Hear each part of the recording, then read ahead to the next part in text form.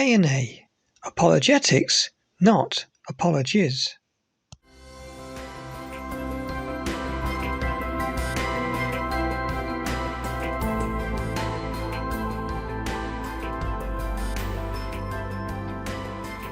Hello and welcome to Apologetics, Not Apologies, a short series of films which asks and answers the questions posed by the AnA books. My name's Tim, I'm the show's host, and here to help me answer the questions we're looking at today is author Tim, who wrote the AnA books, and also commentator Tim, who will help us unpack the materials in greater detail and talk to us about their consequences as we explore them. Welcome to you both. Hello. Hello. In our last video, we started to look at the reasons why information cannot be evolved into existence. And we said that life is subject to three things: the laws of physics, mathematics, and information theory. Briefly focusing on the laws of physics, we said that the second law of thermodynamics dictates to us that all random and unguided movements of raw energy in the universe will only serve the purpose of moving the cosmos towards a greater level of disorder. To illustrate this, we went and stood on a beach and we added information to the beach by writing the words, "Hello World." Then we saw how information would always be wiped out by any random and unguided movement of energy that impacted the beach, whether that be the wind that blows across the sand or a wave of the sea. We saw that none of these impacts would ever add information to the beach, but always take it away. This is the second law of thermodynamics in action.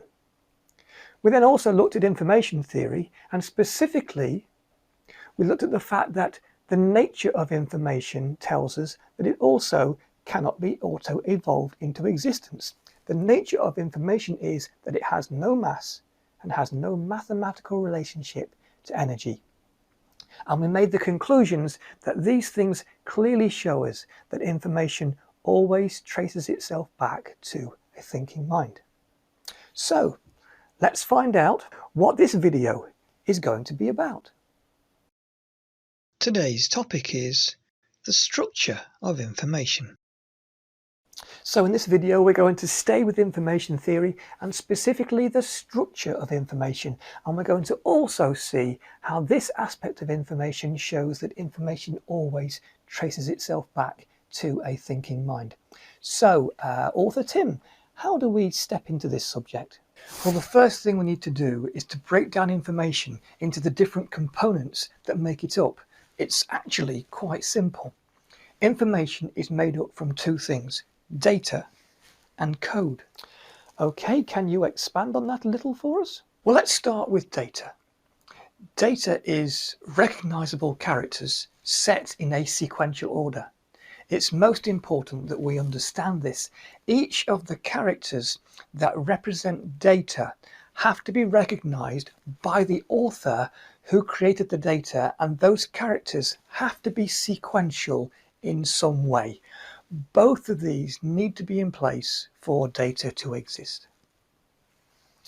Right, time for a short video to help us explore this point. Take a look at this.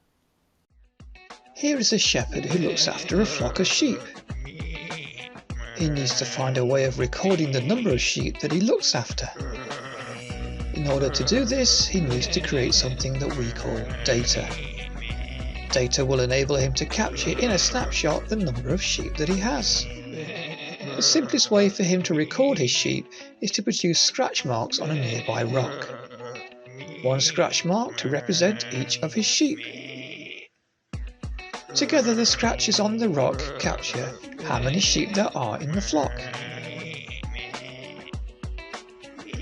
We can count them to find out that there are 55 sheep in the flock.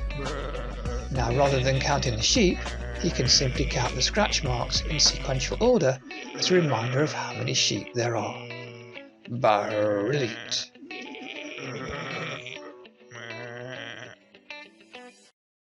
Okay, commentator Tim, can you expand on that for us?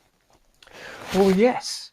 The random happenings that occur within our world or within the cosmos of themselves will never create data. Patterns in sand dunes because the wind blows across them, or even beautiful snowflakes that fall down from the sky will never become data. Data is an attempt to capture something and to symbolically represent it in a recordable format.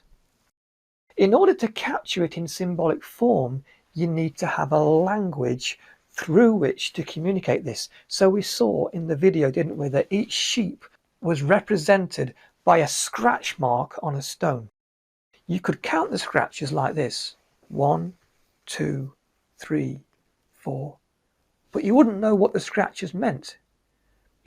You could count the scratches like this: 1 sheep, 2 sheep, 3 sheep, 4 sheep.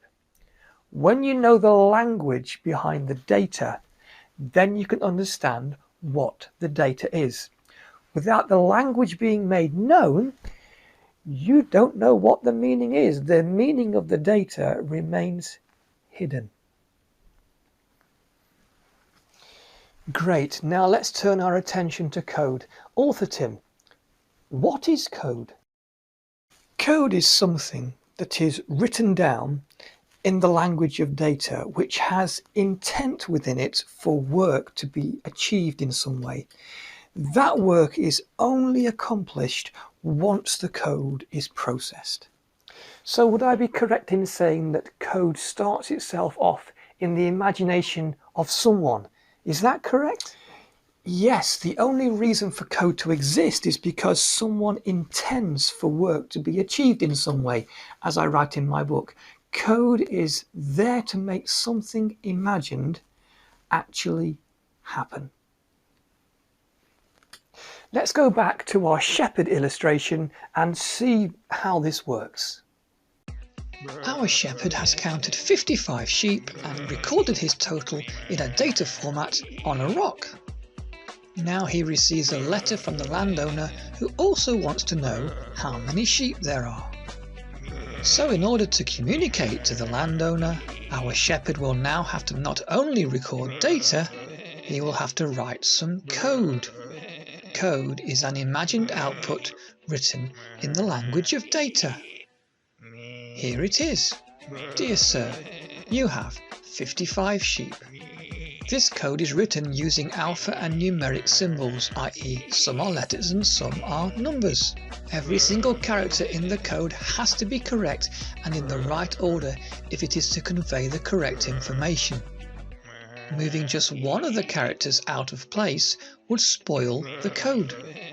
Here's an example where I randomly move one character in the code into another random spot.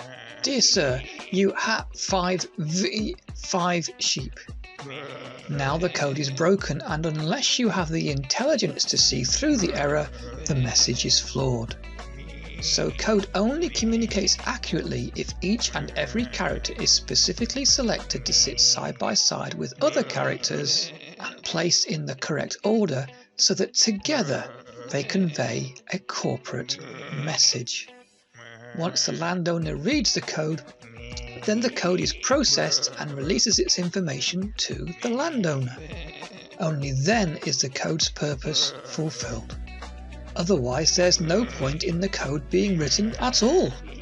So the code writer has to write with intent for the code to be processed and to be read to fulfill a purpose. That's great. Commentator Tim, do you want to add anything extra to this? Yes, this is most important to note, as Tim also writes in his book, data and code of themselves are useless. They are not an end in themselves, but they always speak beyond themselves. The shepherd doesn't create the scratch marks on the rock just because he wants to do it. If that's so, there is no data recorded, as the scratch marks on the stone don't represent anything. There is no language behind the scratches to communicate anything. There has to be purpose and intent behind the creation of code or data. And that purpose and intent is for the code to be processed in some way In this case, the landowner reading the shepherd's message in order to find out how many sheep he has. And if this does not take place, then the data, the code, is absolutely useless. It is the processing of the code which reveals why the data and the code was created in the first place.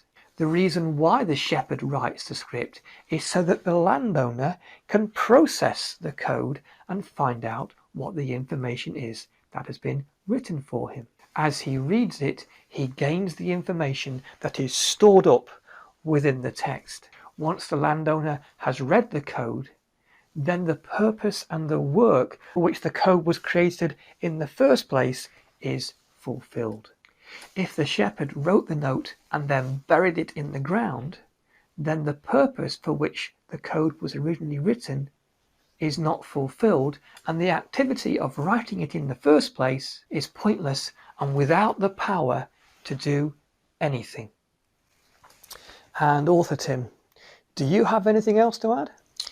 Well, just to say that DNA is the code right at the heart of life. I spend a lot of time in my book describing how DNA has been written with intent, and that the purpose for which the code writer wrote DNA is only revealed once the DNA is processed by the different components that exist within the cell. Well, that's great. And in fact, the points that both of you have made at the end of this video will take us nicely onto the next video, where we look at the double context of information. So there we have it. The structure of information tells us that there is a language and intent behind all written code. This language and intent tell us that information always traces itself back to a thinking mind. This means that spirituality was in existence before physicality.